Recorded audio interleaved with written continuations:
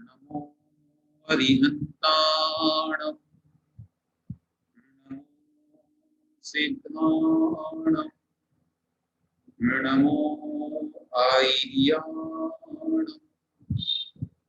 नमो उवज्झायाणं नमो लोये सौवसाकुणं येनात्मा बोध्यतात्मैव परत्वेनैव चापरम् अक्षयानन्तबोधाय तस्मै सिद्धात्मने नमः। पंच परमेष्टि भगवान की जय। शिवादिदेव श्री 1008 ऋषभ देव भगवान की जय। परम पूज्य आचार्य श्री पूज्यपाद महाराज की जय। परम पूज्य आचार्य श्री विद्यासागर जी महाराज की जय। द्वादशांग जितवाणी माता की जय। आइए एक बार उच्चारण करते हैं, फिर हम पढ़ेंगे। येनात्मा बोध्यतात्मैव परत्वेनैव चापरम् अक्षयानन्तबोधाय तस्मै सिद्धात्मने नमः। जयन्ति यस्या वदतोऽपि भारती विभूतयस्तीर्थकृतोऽप्यनीतुः शिवाय दात्रे सुगताय विष्णवे जिनाय तस्मै सकलात्मने नमः। श्रुतेन लिङ्गेन यथात्मशक्ति समाहितान्तःकरणेन सम्यक् समीक्ष्य कैवल्यसुखस्पृहाणां विवेक्तमात्मानमथाभिधास्ये बहिरन्तः परश्चेति विधात्मा सर्वदेहिषु उपेयात् तत्र परमं मध्योपायात् बहिस्त्यजेत् बहिरात्मा शरीरादौ जातात्मभ्रान्तिरान्तरः चित्तदोषात्मविभ्रान्तिः परमात्माति निर्मलः निर्मलः केवलः शुद्धो विविक्तः प्रभुरव्ययः परमेष्टि परात्मेति परमात्मेश्वरो हिनः बहिरात्मेन्द्रियद्वारैरात्मज्ञानपराङ्मुखः स्फुरितः स्वात्मनो देहः मात्मत्वेनाध्यवस्यति। नरदेहस्थमात्मानं मविद्वान् मन्यते नरं तिर्यञ्चं तिर्यगङ्गस्थं सुराङ्गस्थं सुरं तथा नारकं नारकाङ्गस्थं न स्वयं तत्त्वतस्तथा अनन्तानन्दधीशक्तिः स्वसंवेद्योऽचलस्थितिः स्वदेहसदृशं दृष्ट्वा परदेहमचेतनम् परात्माधिष्ठितं मूढ़ः परत्वेनाध्यवस्यति। यहाँ तक हम लोगों ने कल पढ़ा था, विगत कक्षा में पढ़ा था, जिसमें 8, 9 और 10 पद्यों में आचार्य महाराज ने बताया था कि यह मनुष्य की भूल है, यह जीव की भूल है कि जिस देह में स्थित यह रहता है उसको उस देह के अंतर्गत विद्यमान आत्मा को उसी पर्याय रूप ग्रहण करने लगता है। वैसे ही बुद्धि धारण कर लेता है। देवों को देव या देव के अंदर विद्यमान आत्मा को भी देव कहता है, मनुष्य के अंदर आत्मा को विद्यमान आत्मा को मनुष्य। इस तरह से यह हमारी जो है भूल है। वास्तव में हम उस तरह के नहीं हैं, हम में अनंत शक्ति है और हम बुद्धिमान हैं, शक्तिमान हैं तथा स्वसंवेद्य हैं। इसी प्रकार एक और धारणा बताते हुए कहा गया था कि अन्य लोगों की देह को भी ये जीव अपने शरीर के समान देख करके और उससे अधिष्ठित जो अन्य देह है उसको ही पर के रूप में ग्रहण करता है कि यह मुझसे पर है।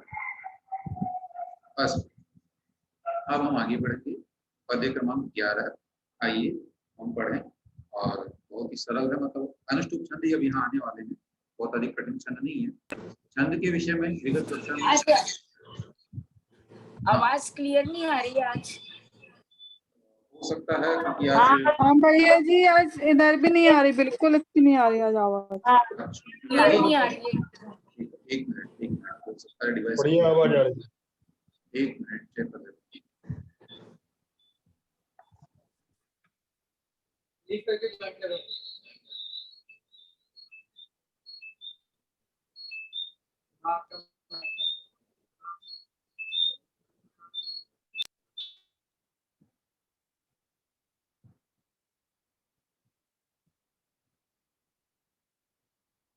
अभी बताइए आवाज में कुछ चेंज हुआ? जी अब अच्छी आ रही भैया जी। ठीक है, ठीक है। पूरी ठीक तो नहीं है लेकिन थोड़ा ठीक है। ठीक है, ठीक है, करते हैं। और आपकी आवाज आपके रूम में एको कर रही है।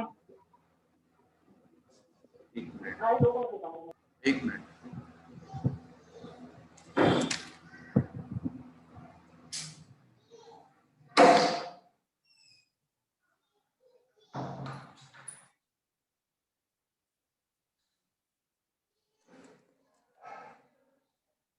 हाँ, अभी एक बार थोड़ा बताइए। जय जिनेंद्र, मेरी आवाज पहुंच रही है आप तक?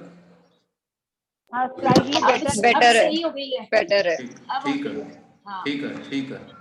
चलिए शुरू करते हैं अभी।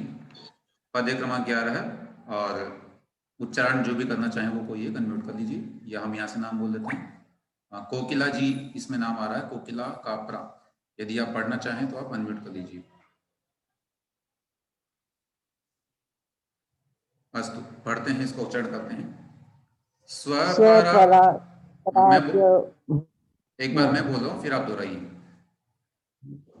स्वपराध्यवसायेन स्वपराध्यवसायेन देहेष्वविदितात्मनाम् देहेष्वविदितात्मना वर्तते विभ्रमः पुंसाम् वर्तते विभ्रम पुंसां पुत्र भार्यादिगोचरः। पुत्र भार्यादिगोचर। ठीक, सभी बोल लीजिए एक बार मेरे साथ में। स्वपराध्यवसायेन देहेष्वविदितात्मना वर्तते विभ्रमः पुंसां पुत्र भार्यादिगोचरः। क्या मतलब? स्व पर अध्यवसायेन देहेषु अविदित आत्मनाम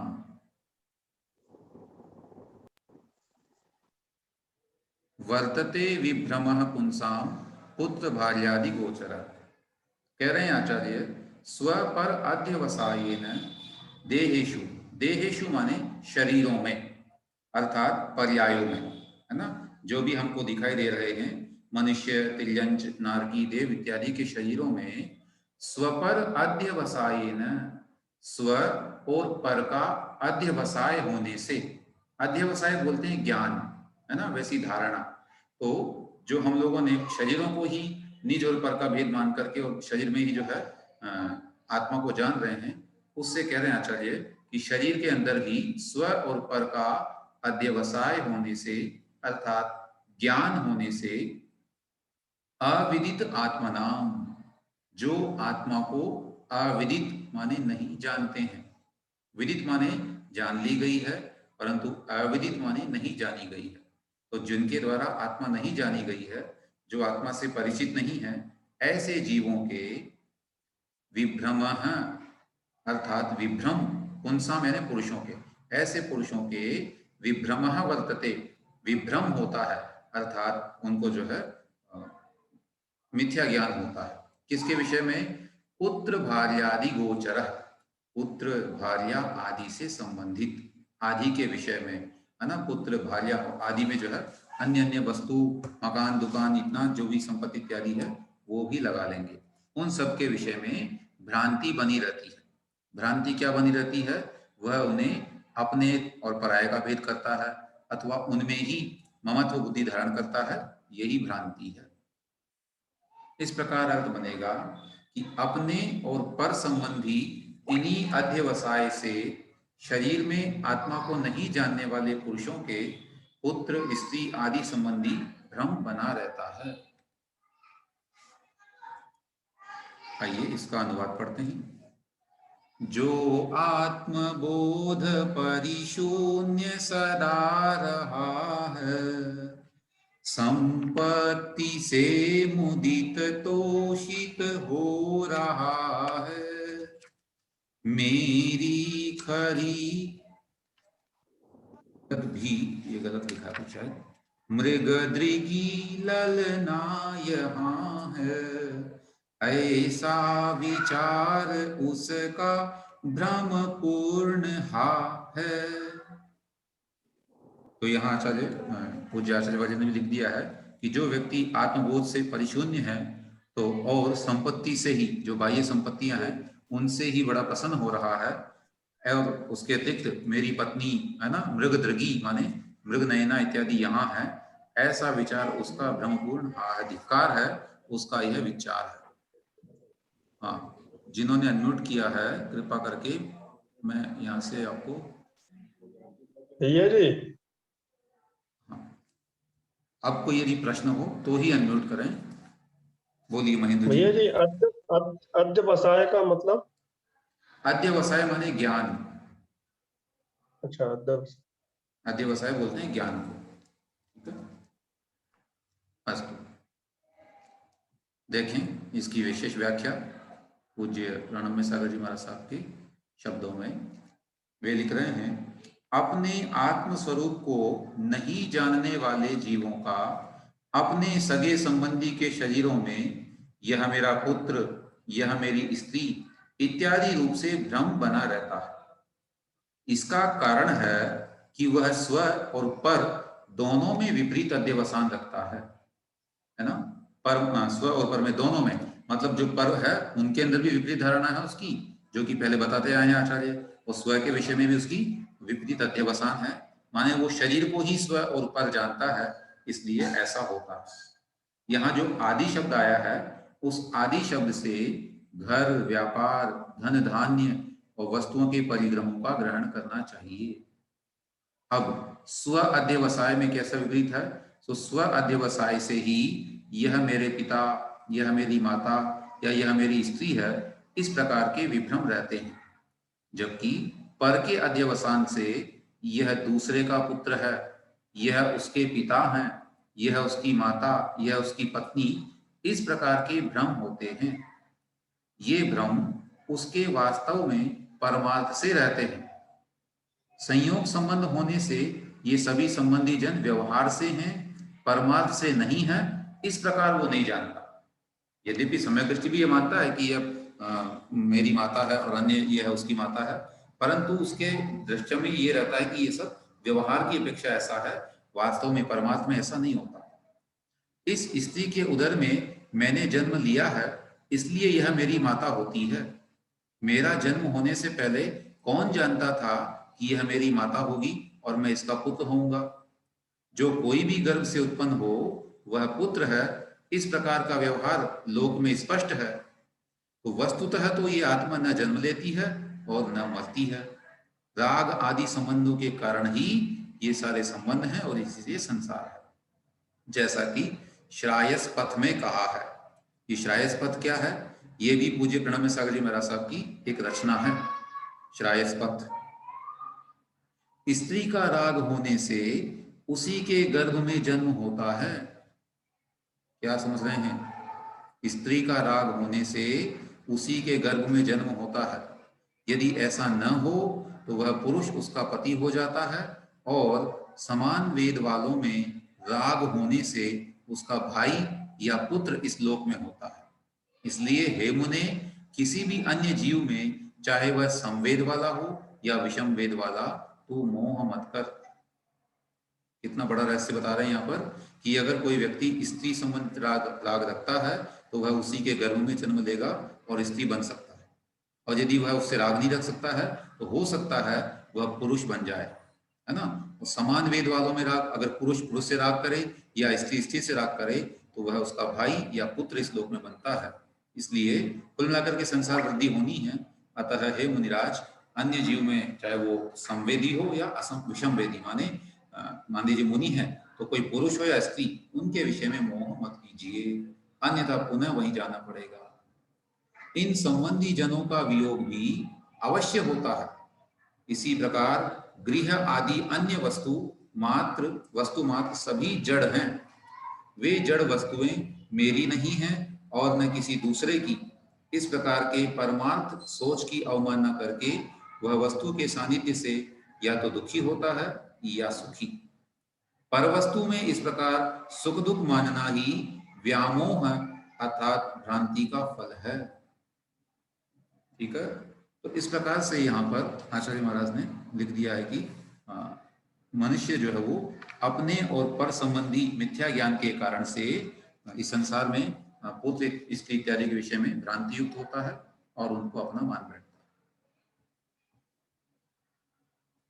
अस्तु, आचार्य उसका फल क्या है? पुनश्च तद्विभ्रमात् किम भवति, इस भ्रम से क्या होता है? ये अभी जो भ्रम हो गया उसको कि वह स्त्री को अपनी स्त्री मानता है और पुत्र को अपना पुत्र मानता है, इस वजह से क्या होना है? सो आचार्य कह रहे हैं, आइए इसे पढ़ते हैं, उच्चारण कर लेंगे, अनम्यूट कर दीजिए। अविद्या संगितस्तस्मात् संस्कारो जायते दृढ़ः येन लोकोऽङ्गमेव स्वं पुनरप्यभिमन्यते।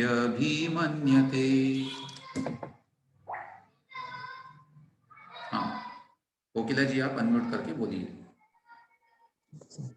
यह विद्या संगीतस्य तस्मात् संस्कारो जायते दृढ़ येन लोकांगमेव स्वं पुनरप्यभिमन्यते।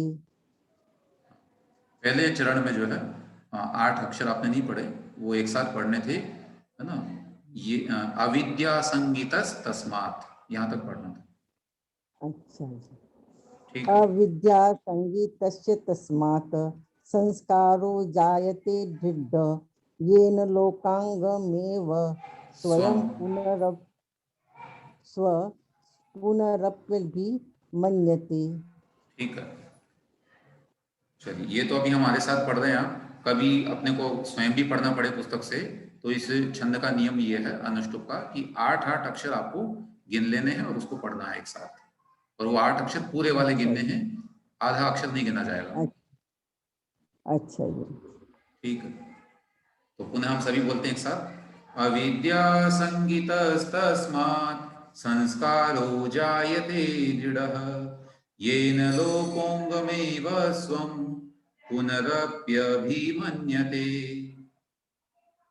क्या मतलब? नहीं, अब बस बोलना नहीं आपको, अभी आप सुनेंगे। हाँ, अविद्या संगीतः तस्मात् संस्कारः जायते दृढ़ः। यहाँ पर जो संगीत के बाद में आधा स है, इसको विसर्ग हो गया है, इसलिए एक शब्द कैसा बन गया? अविद्या संगीतः तस्मात् संस्कारः जायते दृढ़ः येन लोकः अंगम एव, अंगमेव, अंगम प्लस एव स्वं पुनः अपि अभिमन्यते। क्या मतलब? तस्मात्, उस, जो पिछले काव्य में कहा गया, जो हमारे आत्मा के ऊपर विभ्रांति होती है, वो भ्रम होता है, उस अविद्या संगीतः, जिसका नाम क्या है? अविद्या, है ना, अज्ञान, उस अज्ञान नाम के विभ्रम से संस्कार है जायते दृढ़, हमारी आत्मा पर एक दृढ़ संस्कार हो जाता है, आत्मा की धारणा जो है बड़ी मजबूत हो जाती है और वो ऐसा ही मानना लगती है कि ये शरीर ही मैं हूं, है ना। तो कह रहे हैं कि उस अविद्या नाम के विभ्रम से संस्कार और भी दृढ़ हो जाता है, येन, जिसके कारण लोकः, यह संसारी जीव, यह लोक, अंगम एव अर्थात शरीर को ही, स्वम यानी आत्मा के रूप में, पुनः अपि अभिमन्यते, फिर से माने बारी बारी से अगले जन्म में भी मानने लगता है।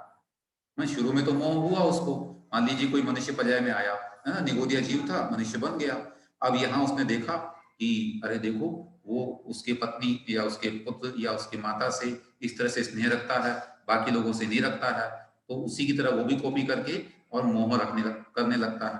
अन्य अन्य निमित्त भी होते हैं, कर्मों का उदय भी होता है, सभी प्रकार के निमित्तों से मिला करके वह जब मोह के जाल में फंसा होता है और फिर धीरे धीरे उस पर वह संस्कार इतना हावी हो जाता है कि आने वाली पर्यायों में अपने आप स्वयं ही जो है वह मोहवान होता है।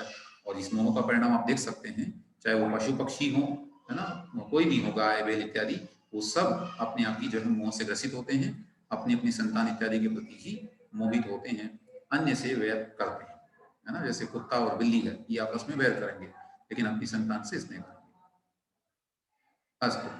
अर्थ बनेगा, उस भ्रम बुद्धि से अविद्या नाम का संस्कार मजबूत हो जाता है, जिससे यह जीव शरीर को ही पुनः पुनः आपा माना करता है।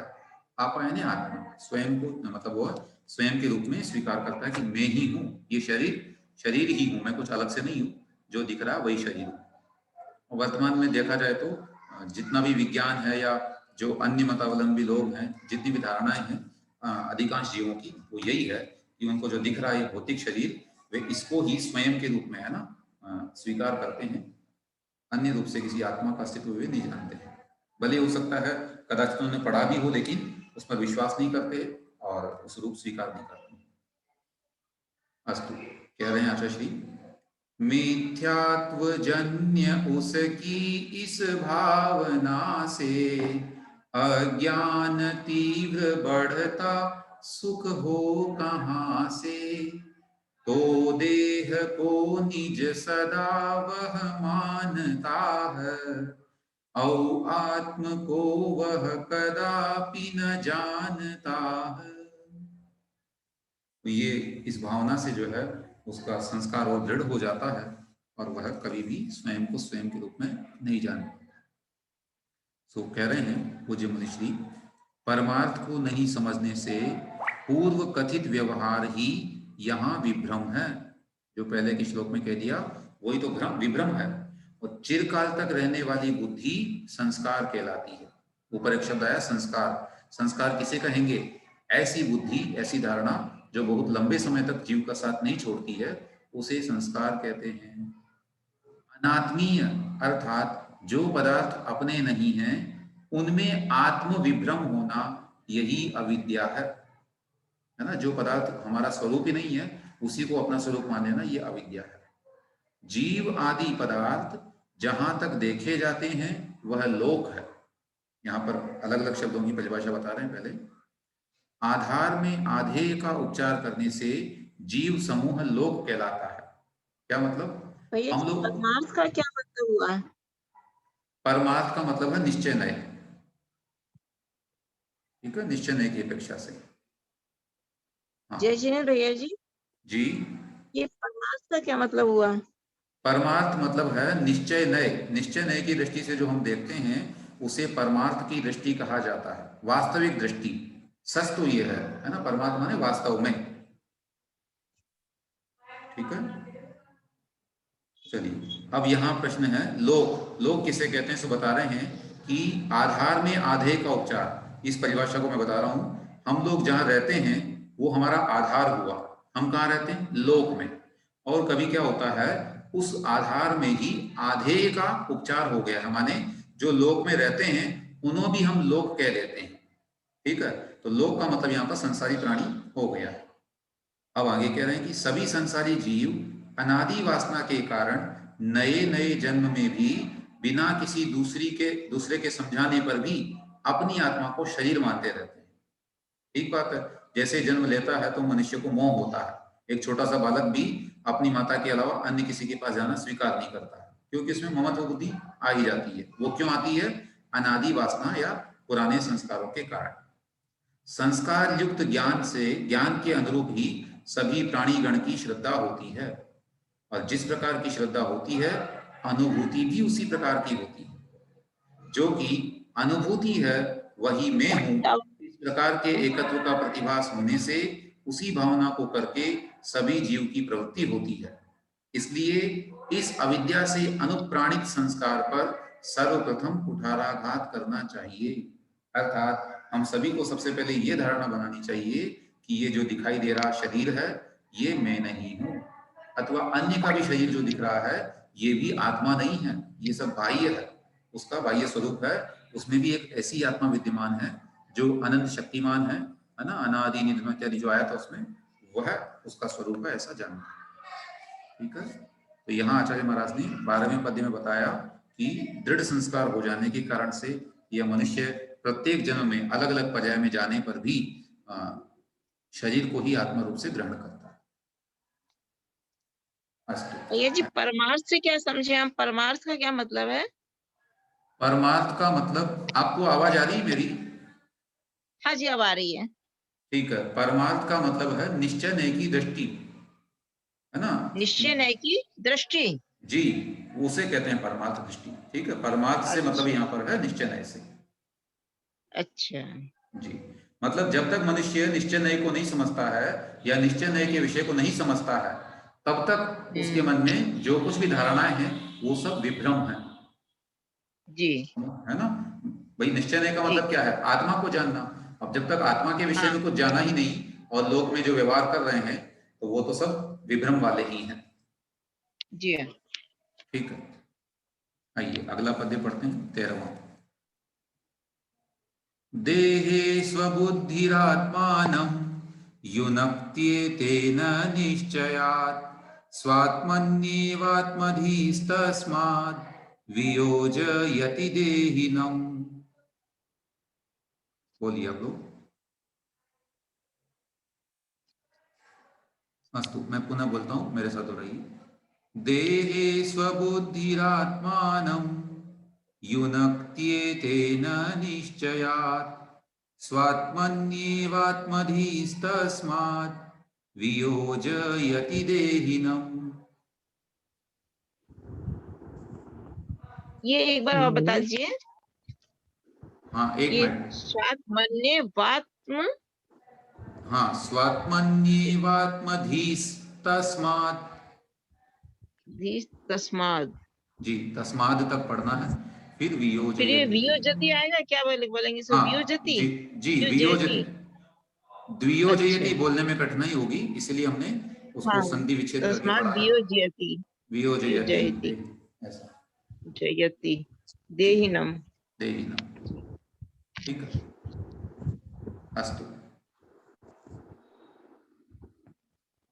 देखें क्या कह रहे हैं। देहे स्वबुद्धि ही आत्मानम। यहाँ पर जो र लिखा हुआ है बुद्धि के बाद में र, ये र को विसर्ग हो गया है और बन गया स्वबुद्धि ही आत्मानम युनक्ति। युनक्ति प्लस एतेन, यहाँ पर ई की मात्रा आ जाएगी और यह चला जाएगा। युनक्ति प्लस एतेन निश्चयात् स्व आत्मनि एव आत्मधीहि तस्मात् वियोजयति देहिनम। क्या मतलब? देहे स्वबुद्धि ही, देह माने शरीर में जो स्वबुद्धि ही माने आत्मबुद्धि रखने वाला है, जो शरीर को ही आत्मा समझता है, ऐसा व्यक्ति क्या करता है? आत्मानम, आत्मा को, अपने आप को, युनक्ति जोड़ लेता है। किससे? एतेन, इसी देह से, इस शरीर से ही, निश्चय माने निश्चय से। अर्थात जो व्यक्ति शरीर को ही आत्मा मानता है वह व्यक्ति अपनी आत्मा को शरीर से जोड़ता है। शरीर से जोड़ने का मतलब है संसार में बारी बारी से जन्म ग्रहण करना, है ना? शरीर से जोड़ने का मतलब क्या है? हम जब जन्म लेते हैं तभी तो शरीर जुड़ता है हमारे ऊपर, आत्मा के ऊपर। तो यहाँ कह रहे हैं कि जो व्यक्ति देह को ही आत्मा मानता है, निश्चित रूप से वह व्यक्ति अपनी आत्मा से बारी बारी से नए नए शरीरों को जोड़ता है, उसको ग्रहण करता रहता है, अर्थात संसार में भ्रमण करता है। जबकि स्वात्मनि एव आत्मधीहि, अपनी आत्मा में ही आत्मबुद्धि रखने वाला, आत्मा को ही आत्मा समझता है, पर को पर समझता है, वह व्यक्ति वियोजयति देहिनम। तस्मात, तस्मात यानी उस शरीर से, देहिनम माने आत्मा को, देही है ना, देही शब्द है, दो शब्द, एक देह और एक देही। तो देह का मतलब तो शरीर और देही माने शरीर है जिसके पास, वो कहलाएगा देही। जैसे धन और धनी, ठीक है ना? तो धन तो हो गया धन, धन धनी मतलब जिसके पास धन है। ऐसे ही देही माने जिसके पास में शरीर है, तो वह हुआ आत्मा। तो तस्मात यानी उस शरीर से, देहिनम वियोजयति, आत्मा को अलग कर देता है, अर्थात मुक्त हो जाता है, सिद्ध बन जाता है।